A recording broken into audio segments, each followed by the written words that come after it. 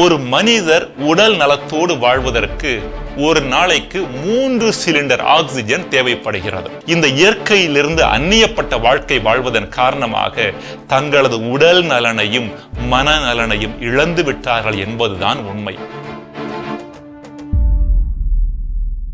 மாதா தொலைக்காட்சி நேயர்களாகிய உங்கள் அனைவருக்கும் இயேசுவின் நாமத்தில் என் அன்பான வணக்கங்களையும் வாழ்த்துக்களையும் தெரிவித்துக் கொள்கிறேன். உறவுகள் மேம்பட என்ற இந்த நிகழ்ச்சியின் வழியாக உங்களை சந்திப்பதில் மிக்க மகிழ்ச்சி அடைகின்றேன். அன்பிற்குரியவர்களே, மனித வாழ்க்கையினுடைய மகிழ்ச்சி உறவோடு தொடர்புடையது என்பது குறித்து சிந்தித்துக் கொண்டிருக்கின்றோம். உறவோடு படைக்கப்பட்டு உறவிற்காக படைக்கப்பட்டவர்கள் நாம்.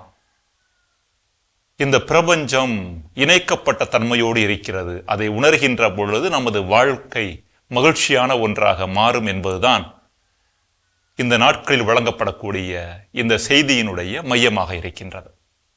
இன்றைய நாளில் இயற்கையோடு நாம் கொள்ளுகின்ற உறவு நமது தனிப்பட்ட வாழ்விற்கு எவ்வாறு வளமை சேர்க்கக்கூடிய ஒன்றாக, நிறைவு சேர்க்கக்கூடிய ஒன்றாக இருக்கிறது என்பது குறித்து நாம் சிந்திக்க இருக்கின்றோம்.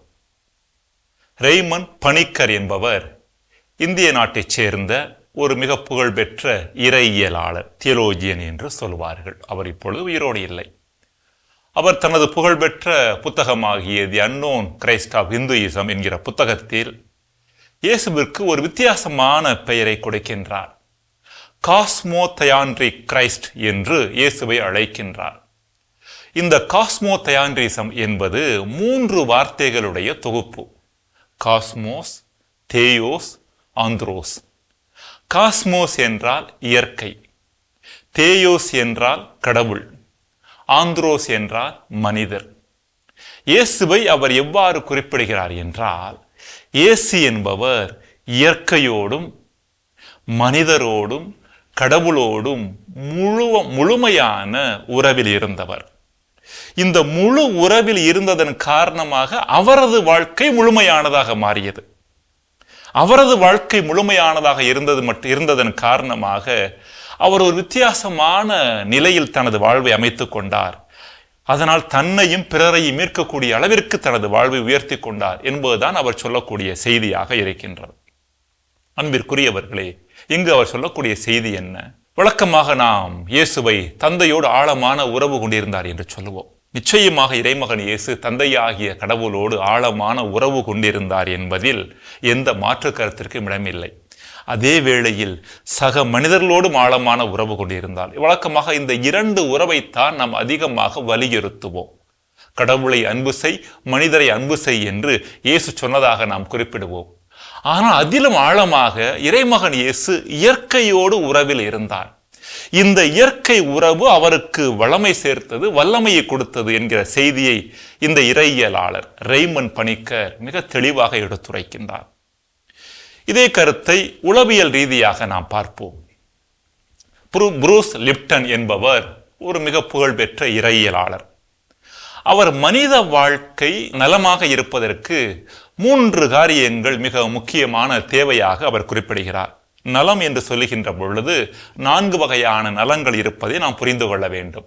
முதலாவதாக உடல் நலம், இரண்டாவதாக மனநலன். உடல் நலம் என்று சொல்லுகிற பொழுது பிசிக்கல் ஹெல்த், நம்ம கொடுக்கப்பட்டிருக்கிற இந்த உடல் இருக்கிறதே, இந்த உடல் நலமாக இருக்க வேண்டும். இப்போ வியாதியோடையும் நோயோடையும் வாழ்ந்தோம்னா வாழ்க்கை எப்படி இருக்கும்? மிகப்பெரிய போராட்ட களமாக இருக்கும்.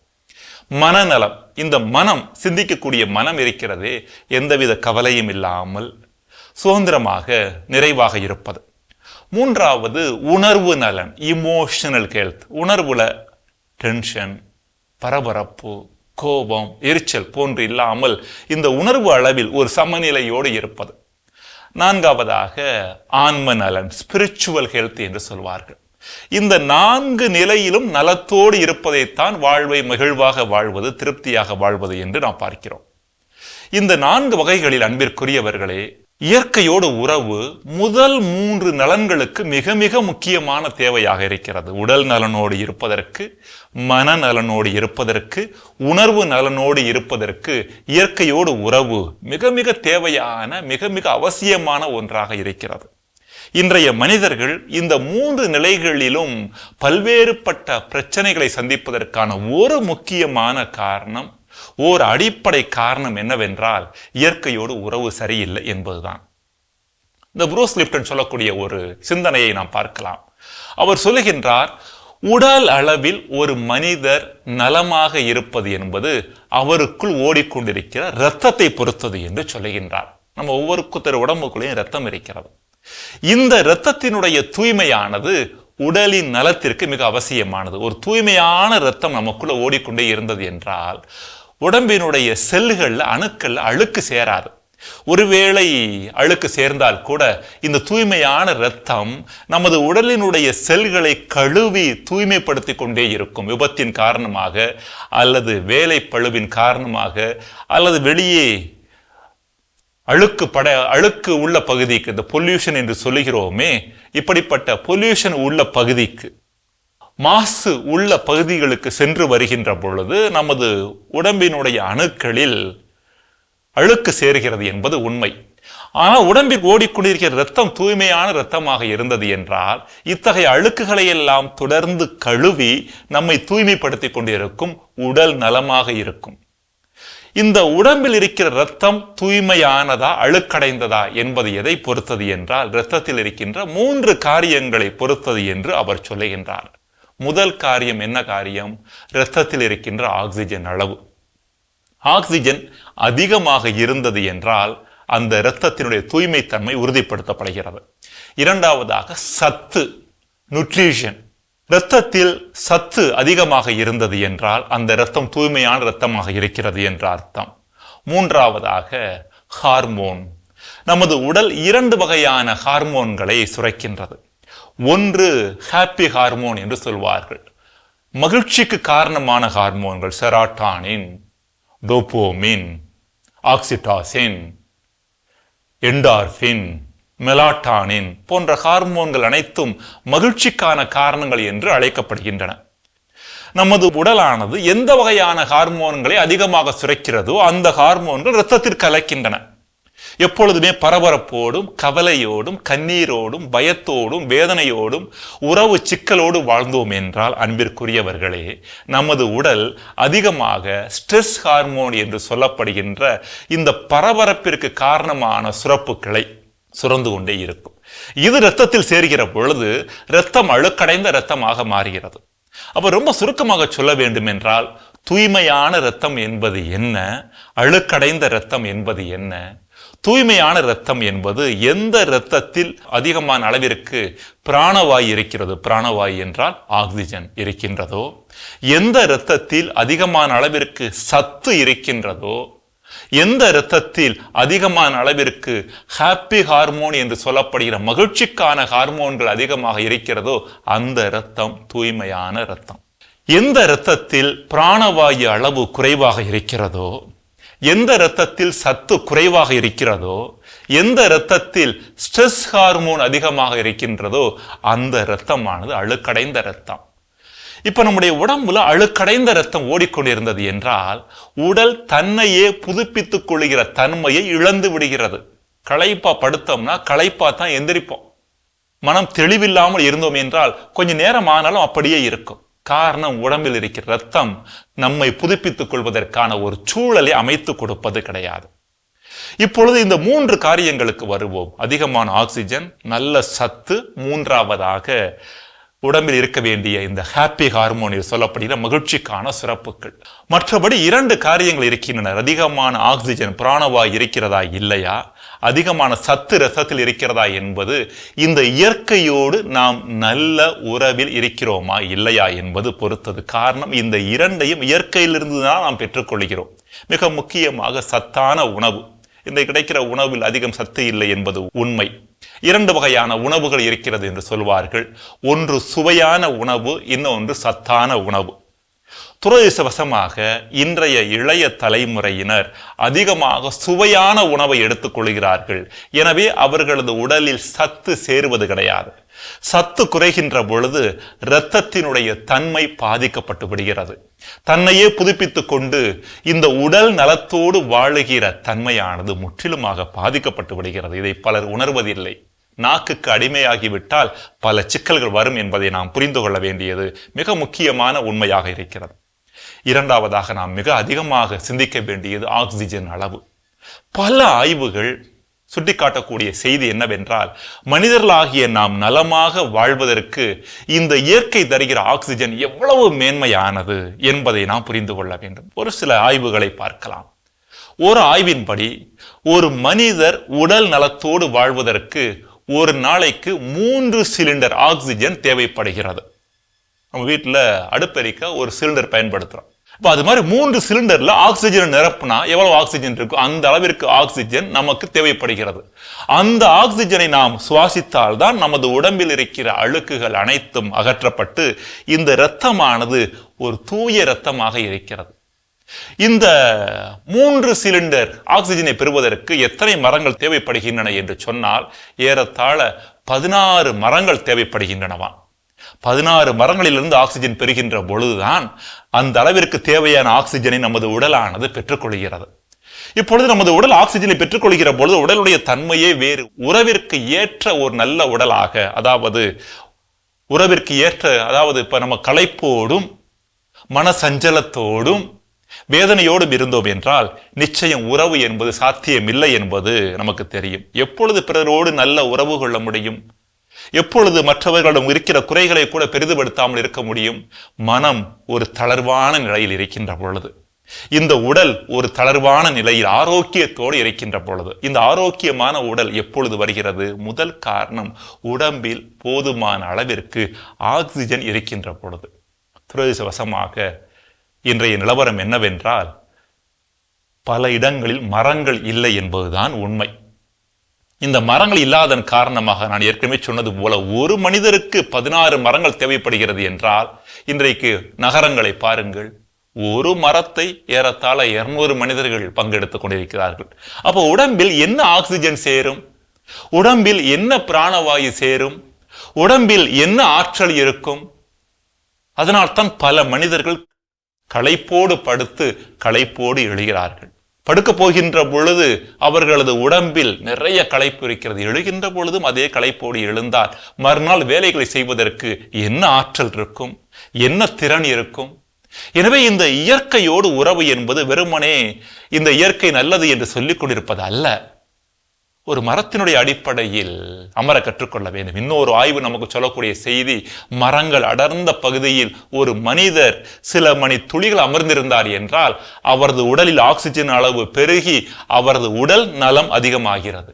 அதைவிட மிக முக்கியமாக மன அழுத்தம் ஒருவேளை இருந்தது என்றால் அந்த மன அழுத்தம் குறைகிறது, இரத்த அழுத்தம் கூட குறைகின்றதாம். அவரது உடம்பில் ஒருவேளை உறவு சிக்கல் காரணமாக கோபம், வெறுப்பு, எரிச்சல் முதலியவை இருந்தது என்றால் அவர் மரங்கள் உள்ள இடத்தில் இருக்கின்ற பொழுது அந்த கோபம், வெறுப்பு எல்லாம் தணிகிறதாம்.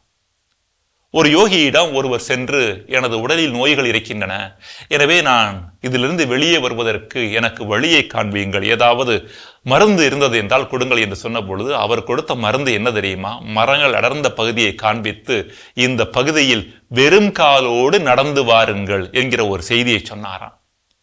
3 நாளைக்கு நடந்து வாருங்கள் என்று சொன்னார். அந்த 3 நாட்களுமே அவர் முழுமையாக வேறு எந்த பயிற்சியும் செய்யவில்லை. வெறும் காலோடு ஆழமான மூச்சை உள்வாங்கி வெளிவிட்டவராக அவர் அந்த பகுதி முழுவதும் நடந்து கொண்டிருந்தார். 3 நாளைக்கு பிறகு அவர் மிகப்பெரிய மாற்றத்தை தன்னில் உணர்ந்தார். தனது நோயினுடைய தன்மை குறைந்திருந்ததை உணர்ந்தார். உடலில் புதிய உயிரோட்டம் இருந்ததை உணர்ந்தார். உடம்பு புதிய ஆற்றலோடு இருப்பதை உணர்ந்தார். அன்பிற்குரியவர்களே, இதுதான் இயற்கையோடு உறவு. இன்றைக்கு மனிதர்களாகிய நாம் வாழ்க்கையில் பணம் வந்துவிட்டால் போதும் என்று எண்ணுகிறோம். பதவி வந்துவிட்டது என்றால் வாழ்க்கை மகிழ்ச்சியாக மாறிவிடும் என்று எண்ணுகிறோம். இவையெல்லாம் உண்மை அல்ல. பணமும் வசதியும் வாழ்க்கைக்குள் வந்தாலும் இவற்றையெல்லாம் உணர்கின்ற அளவிற்கு, இவற்றையெல்லாம் அனுபவிக்கின்ற அளவிற்கு இந்த உடலும் மனமும் கெட்ட நிலையில் இருந்தது என்றால், இந்த உடல் நலம் இல்லாமல் மனநலம் இல்லாமல் வாழ்ந்தோம் என்றால் இவற்றால் என்ன பிரயோஜனம்? ஒரு கிரேக்க இலக்கிய கதை. ஒரு அரசர் இருந்தார். அந்த அரசரிடம் ஒரு அமைச்சர் இருந்தார். அவர் பெயர் டெமோக்ளிஸ். இந்த அரசர் பேரரசராக இருந்ததன் காரணமாக நிறைய ஆற்றல் இருந்தது, நிறைய சிற்றரசர்கள் இருந்தார்கள். பதவி இருந்தது, புகழ் இருந்தது, எல்லாம் இருந்தது. இந்த டெமோக்ளிஸ் என்கிற அமைச்சர் அரசரை பார்க்கின்ற பொழுதெல்லாம், அரசே, உங்களது வாழ்க்கைக்கு என்ன குறைவு, எவ்வளவு ஆற்றல், நீங்கள் நினைத்தால் ஒரு மனிதனை உயரே கொண்டு போக முடியும், நீங்கள் நினைத்தால் ஒரு மனிதனை கீழே கொண்டு வர முடியும், நீங்கள் நினைத்தால் புகழோடு வாழ முடியும், நீங்கள் நினைத்தால் புகழின் உச்சியில் வாழக்கூடிய மனிதர்களை கூட வீழ்த்த முடியும். பேராற்றல் உள்ள அரசர் நீர். உங்களைப் போல மகிழ்ச்சியான மனிதர் இந்த உலகில் யாரும் இருக்க முடியாது. உங்களை போன்ற ஒரு வாழ்க்கை கிடைத்தது என்றால் அது மிகப்பெரிய பொக்கிஷன்தான் என்று அவரை அடிக்கடி புகழ்ந்து கொண்டே இருப்பாராம். ஆனால் இந்த பேரரசர் கொஞ்சம் தன்னுணர்வு மிக்கவர், தெளிவான பார்வை கொண்டவர். அவர் டெமோக்ளிஸ் என்கிற அமைச்சனிடம், நீ சொல்வது போல எனது வாழ்க்கை நிறைவாக இல்லை, எவ்வளவு சிக்கல்கள் என் மனதில் ஓடிக்கொண்டிருக்கிறது என்பது எனக்கு தெரியும். எனவே எனது வாழ்க்கை ஒரு மிகப்பெரிய சிறந்த வாழ்க்கை என்றெல்லாம் புகழாதே, அது தவறான பார்வை என்று சொன்னார். ஆனால் இந்த டெமோக்ளிஸுக்கு அரசர் சொன்னது பிடிபடவே இல்லை. மீண்டும் மீண்டும் அரசரை புகழ்ந்து கொண்டே இருந்தாராம். ஒரு நாள் இவருக்கு பாடம் கற்பிக்க வேண்டும் என்பதற்காக இந்த அரசர் என்ன செய்தார் என்றால், டெமோக்ளிஸை பார்த்து, டெமோக்ளிஸ், நாளை மதியம் அரண்மனையில் உனக்கு உணவு வழங்கப்படும், எனவே இந்த உணவை, இந்த விருந்தில் பங்கெடுக்க நீ வா என்று சொன்னாராம். அமைச்சனுக்கு தலைகால் புரியவில்லை. அரசர் நமக்கு முக்கியத்துவம் கொடுத்து இந்த விருந்திற்கு அழைக்கிறாரே என்று விருந்திற்கு தயார் நிலையில் போனார். விருந்து நடைபெறுகின்ற இடத்திற்கு போனார். அங்கு விருந்து மேஜையின் மீது பல்வேறு வகையான உணவுகள், டெமோக்ளிஸுக்கு பிடித்த உணவுகள் அனைத்தும் அங்கு படைக்கப்பட்டிருந்தன. ஒரு குறிப்பிட்ட இருக்கையும் ஒதுக்கப்பட்டிருந்தது. இந்த இருக்கையில் நீ அமர்ந்து கொள்ளலாம் என்று பேரரசர் சொன்ன பொழுது டெமோக்ளிஸ் அமர்ந்து கொண்டார். இந்த விருந்தெல்லாம் உனக்கானது, நீ விரும்புவது போல சாப்பிடலாம் என்று சொல்லிவிட்டு அரசர் சொன்னாராம், கொஞ்சம் மேலே பார் என்று சொன்னாராம். டெமோக்ளிஸ் மேல பார்த்தாரு. ஒரு கூர்மையான கத்தி சரியாக அவரது தலைக்கு, உச்சந்தலைக்கு மேலாக ஒரு மயிரிழை என்று சொல்லப்படுகிற நுண்ணிய கயிற்றில் எந்த நேரத்திலும் அருந்து விழலாம் என்பது போல கட்டப்பட்ட நிலையில் இருந்தது. எந்த நேரத்தில் அருந்து விழலாம். இப்ப அந்த இருக்கையில டெமோக்ளிஸ் உட்கார்ந்து இருக்கிறார். நீங்க நினைச்சு பாருங்க, அந்த இடத்துல நீங்க இருந்தா திருப்தியா சாப்பிடுவீங்களா, அல்லது உடனே எழுந்து போய் விடுவீர்களா? எழுந்து உடனே போக முடியாது. அரசருடைய ஆணை விருந்தில் பங்கெடுக்க வேண்டும் என்பது. அப்ப டெமோக்ளிஸ் என்ன செஞ்சாரு, மிக குறுகிய நேரத்துல வேக வேகமா அவசரமா சாப்பிட்டுட்டு அந்த இடத்தை விட்டு காலி பண்ணி போய்விட்டார். அரசர் கேட்டாரு, என்னப்பா, விருந்து உனக்காக படைக்கப்பட்டது, இவ்வளவு வேகமாக குறைவாக சாப்பிட்டு விட்டு போகிறாயே, ஏன் உன்னால் திருப்தியாக சாப்பிட முடியவில்லை என்று கேட்ட பொழுது, என்ன அரசே, இவ்வளவு அற்புதமான விருந்தை படைத்துவிட்டு தலைக்கு மேல் கத்தியை தொங்க விட்டீர்கள், நான் எப்படி இதை உண்ண முடியும் என்று கேட்ட பொழுது அரசர் சொன்னார், இதுதான் பல மனிதர்களது நிலைமை. வெளியிலிருந்து பார்க்கிற பொழுது எல்லா வாழ்க்கைக்கு எல்லா வகையான காரியங்களும் இருப்பது போல தெரிகிறது. ஆனால் உள்ளுக்குள்ளே இருக்கின்ற வேதனை, உள்ளுக்குள்ளே இருக்கின்ற நோய், உள்ளுக்குள்ளே இருக்கிற மன சஞ்சலங்கள், இவை அனைத்தும் கத்தி போல தொங்கிக் கொண்டிருக்கிறது. நீ எனக்கு முன்பாக படைக்கப்பட்டிருக்கிற உணவைத்தான் பார்த்து கொண்டிருக்கிறாய், என் தலைக்கு மேல் தொங்குகிற கத்தியை நீ பார்ப்பதில்லை என்று சொன்னாராம். ஏன் இந்த கதையை சொல்லுகிறேன் என்றால், பல நேரங்களில் நம்ம தலைக்கு மேல கத்தியை நாமே உருவாக்கி கொள்கிறோம். கத்தி என்று நான் சொல்வது, நமது உடல் நலனை நாம் பாழாக்கி கொள்ளுகிறோம், மனநலனை பாழாக்கி கொண்டிருக்கிறோம், நமது ஆன்ம நலனை பாழாக்கி விடுகின்றோம், நமது உணர்வு நலனை பாழாக்கி விடுகிறோம். இவை அனைத்தும் அழிந்து போன நிலையில் இருக்கின்ற பொழுது நம்மை சுற்றி இருப்பவை மிக உயர்வான பொருட்களாக, பதவியாக இருக்கலாம், புகழாக இருக்கலாம், பணமாக இருக்கலாம், பொருளாதாரமாக இருக்கலாம். இவற்றால் என்ன பிரயோஜனம்? ஒரு மிக வசதியான கார் நமக்கு இருக்கிறது, 4 சக்கர வாகனம் இருக்கிறது, அந்த வாகனத்தில் அமர்ந்திருக்கிறோம். ஆனால் வயிற்றில் எப்பொழுதுமே வலி இருந்து கொண்டிருந்தது என்றால் ஒரு நமது பயணம் மகிழ்ச்சியான பயணமாக அமைந்து விடுமா? நிச்சயமாக அமையாது. ஆனால் சுற்றி உள்ளவர்கள் நினைத்துக் கொண்டிருப்பார்கள், நாம் மிக்க மகிழ்ச்சியாக இருப்பதாக நினைத்துக் கொண்டிருப்பார்கள். இன்று பல மனிதர்கள் இந்த இயற்கையிலிருந்து அந்நியப்பட்ட வாழ்க்கை வாழ்வதன் காரணமாக தங்களது உடல் நலனையும் மனநலனையும் இழந்து விட்டார்கள் என்பதுதான் உண்மை. உடம்பில் ஆக்சிஜன் ரொம்ப குறைவாக இருக்கிறது, சத்து கிடையாது. இந்த ஸ்ட்ரெஸ் ஹார்மோன் என்று சொல்லப்படுகிற ஹார்மோன் மிக அதிகமாக இருந்து உடல் நலனையும் மனநலனையும் பாதித்துக் கொண்டே இருக்கிறது. இந்த ஒட்டுமொத்த உடலும் மனமும் பாதிக்கப்பட்ட நிலையில் இருக்கின்ற பொழுது நம்மை சுற்றி அதிநவீன வசதிகள் இருந்து என்ன பயன்? இயற்கையை நோக்கி திரும்ப வேண்டும். இயற்கைக்கும் நமக்கும் உள்ள உறவை ஆழப்படுத்திக் கொள்ள வேண்டும். இன்னும் ஆழமாக போகிற பொழுது நமது ஆன்மீக மரபுகள் அனைத்தும் சொல்லுகின்ற செய்தி, இயற்கையில் இறைவன் குடியிருக்கின்றார். இந்த இயற்கை என்பது இறை பிரசன்னத்தினுடைய வெளிப்பாடு. எனவே இந்த இயற்கையை புறந்தள்ளுவது என்பது ஒரு வகையில் இறைவனை புறந்தள்ளுவதாகும். விவிலியத்தினுடைய ஒரு சில பகுதிகளை நாம் பார்க்கலாம். திருப்பாடல் 19 இறைவசனம் 1 நாம் இவ்வாறு வாசிக்கின்றோம். வானங்கள் இறைவனின் மாட்சியை வெளிப்படுத்துகின்றன, வான்வெளி அவர்தம் கைகளின் வேலைப்பாட்டை விவரிக்கின்றது என்று.